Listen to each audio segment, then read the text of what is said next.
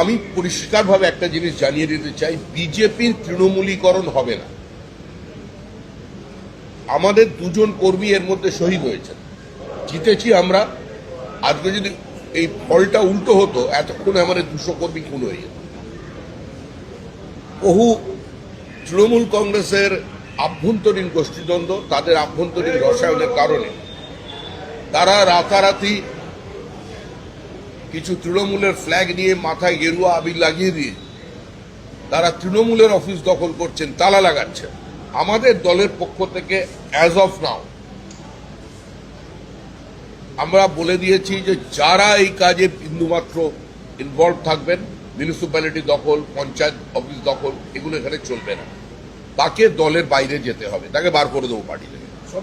এবং পুলিশকে, হোম সেক্রেটারিকে আমরা ক্লিয়ারলি বলেছেন অত্যন্ত কঠোর হাতে পরিস্থিতি নিয়ন্ত্রণ করুন।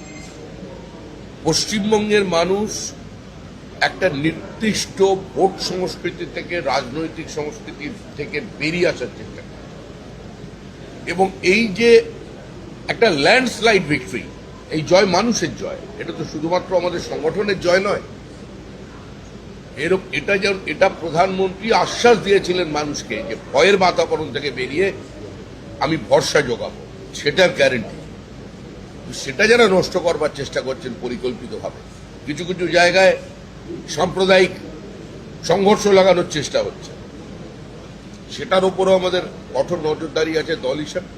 এবং এখনো পর্যন্ত সরকার গঠন হয়নি, ও হলে আরো বেশি করে আমরা সেটা করতে পারতাম, কিন্তু এখন পর্যন্ত আমরা যেখানে যেখানে জানাবার আমরা সকল